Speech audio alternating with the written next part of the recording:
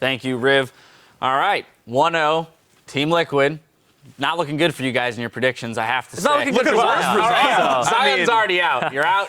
You two, you're still okay. There's an opportunity for you. Gambit UOL, man. 1-0, then just sweep it afterwards. No All right, so then let's break it down, though. How are your predictions going to come true here? Because Team Liquid, we've said, looking at Piglet being kind of the guy to break that mentality of the losing streak against Cloud9, he built that lead. Yeah. He and Xpecial built that lead against Sneaky Elimination in the top lane. Yeah, I have to say I am absolutely very impressed with this Piglet Xpecial bottom lane. I think, guys, we need a nickname for these guys. We have Rush Hour. We have all these great names for good duos. Well, here's what's looking like the best duo in North America now. I know 40 minutes ago I'm like, Sneaky's #1. Well, Piglet's challenging the throne really heavily here.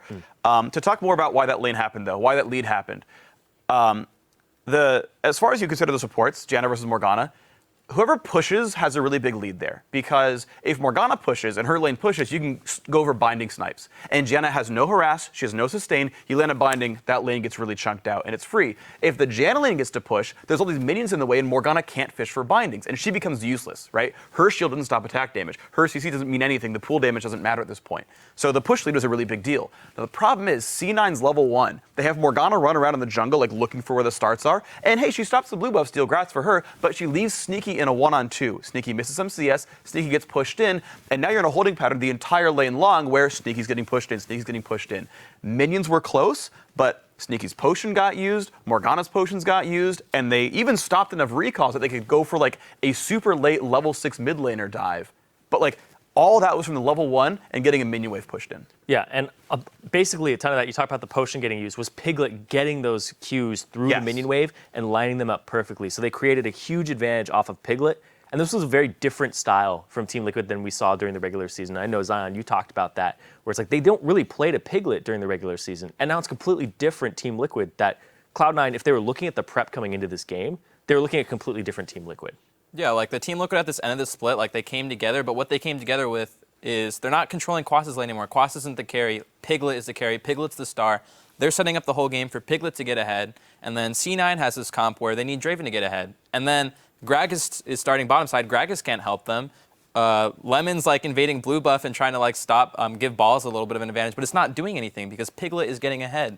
And you look at that double tank comp with Lucian and Janna, the only way they're winning the game is if Lucian gets ahead, and Lucian got ahead, and C9 didn't do anything to stop that. That's the next thing I want to talk about is the way these team comps worked out, and Cloud9 being so heavily AD against this full tank comp, relying on Sneaky needing that early lead that they can kind of bulldoze their way through them and not let the tanks get to power, but they did regardless. So do you think that's a little bit of hubris, a little bit of cockiness? They're going for the Draven pick early along with the Corki? The idea is that you snowball the Draven with his passive very early and you crush that lane, and then he just is so much further ahead of everybody in terms of power spikes, but he didn't get to that point, he didn't get to cash in, and then he fell behind.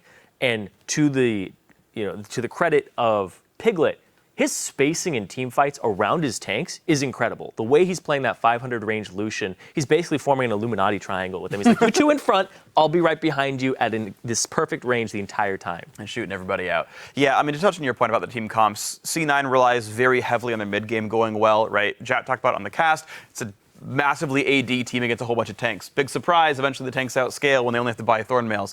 But they've got 2 Triforce users in Hecarim and the Corki. They went for AD Corki, not like the Luden's Echo Poke style, so it's like really about that first 2 items coming in there.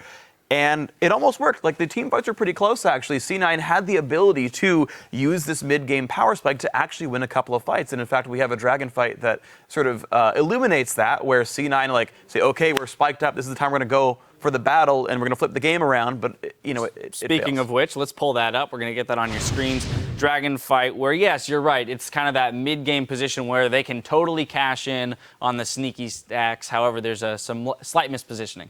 Yeah, Sneaky's positioning in this fight is a little questionable, and Phoenix is stalking him before this even starts. They're pinging him out, saying that they're gonna be able to collapse on him. So as soon as they get this dragon, Team Liquid decide up and out, and then Sneaky looks for the flank here, but his positioning right there, he goes for the extra auto instead of ducking into the bush, which is unwarded. He would have been able to avoid the Lissandra ultimate if he had just gone inside the brush after throwing the E. And just, I mean, obviously, like, really great flank ability by Phoenix. And the thing is, C9 should have known about where Phoenix was coming from. He came from mid lane where there's minions, and, you know, the lack of awareness there, it's really unfortunate seeing that kind of misplay. You typically see players this caliber aware of where flankers are coming from, aware of what champions are on what side of the map. And that's the big risk of playing Draven. It's why we don't see him often competitive is, look, he might be really good and he might snowball really hard, but you have so little room for mistakes that if you make that mistake and you die and lose 150 stacks on Adoration, well, guess what? The entire reason you picked Draven's gone. Yeah, Zion, I want to ask you because C9 is now in a bit of a deficit there. They've lost this mid-game fight that they maybe expected to win, which is why they engaged it. We later saw them win, or not win, they got a pick, rather, Onyx Special. And we saw them instead hover around the top side around Baron as opposed to go for the dragon that was up. Talk to me about what you would have done in that situation with your team in terms of communication, because they seem to stall out, and it's something that normally Cloud9 is so decisive, right? Normally they get a pick, they know exactly what they're doing. They kind of ran in circles for a minute, and what would have been the better outcome there? Well, the thing I love about C9 is, like, more than any other team, they are so good at playing from behind. You know, they, like, find those picks, they get the vision out, and they are just split pushing all the time, like forcing you to group, forcing you to make that decisive, like Baron call, decisive dragon call, and push down. So C9's always splitting them up because that's the only thing they can do. They can't win these straight team fights, and looking for picks where they can, getting the vision they can. And, you know, they got that catch on Janna. They got, like, some good poke with Corki, but they were just so far behind. But that's what I love about C9 is they're always fighting and they're clawing their way back in, like getting those inner turrets when they can. And I think that's the kind of play that allows them to, you know, come back from games where, you know, honestly, most teams would probably just, like, caved in at 20 minutes when Piglet's 2-0. But, you know, C9's trying to, like, find their way back into the game, and that's what I just really like about watching them. All right, finally, I want to touch on what we might see change here, picks and bans, real quickly. I know, Zyrene, you had mentioned before that if Cloud9 win, they probably keep things just about the same. If they lose, maybe get rid of that Sejuani, as it is such a comfortable pick for Dominate. Yeah, now they give over a lot of different things because they banned the Vlad, Lulu, and Urgot. Those are pretty much all first pick worthy by Team Liquid, and so is Sejuani. And so if you're going to run a double AD composition again, I want to see the Sejuani taken off the table in favor of one of those picks.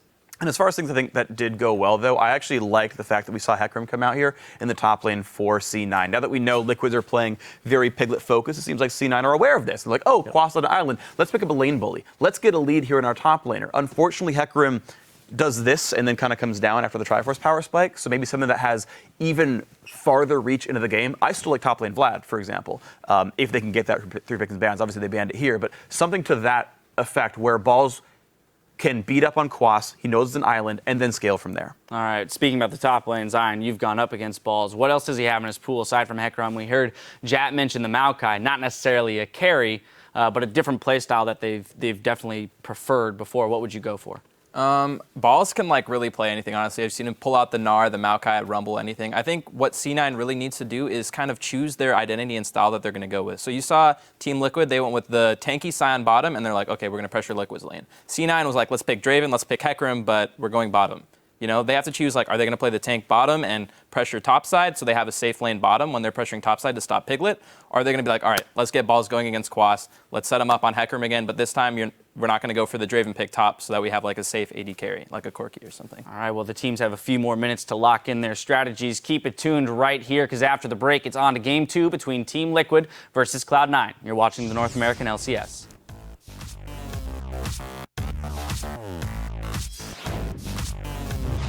Okay. Button it. Let me see it. Let me see it. No, No, button wait, it. unbutton I all was the way. reading a rant that says you Charlie. should never button the bottom one on your suit. Charlie Moore. Yeah, unbutton. Let me see. Okay, do you want to play it for me? Yeah, sure. Okay, go ahead. Sneaky way too deep on that one. Didn't know Phoenix was just he get the above kill? him. No, He could. okay. No, he does not cash in on that. Lemonation's about to take one more Q from Phoenix. He's slowed. I can tank. Corgi to the back, Corgi to the back. Corgi. He flashed in. Tanking. Yeah, nice. Phoenix special and Piglet as they answer this one. Piglet off to the side, do the explosive cast, but he dies right over the wall. A double kill to start off the fight. He can only live for so long. The Guardian Angel keeping Piglet safe. He goes deep. The crits are hitting. The crits are counting. Game 1, 20-7, 40 minutes on the clock. Team Liquid bring it to game 2. 1-up.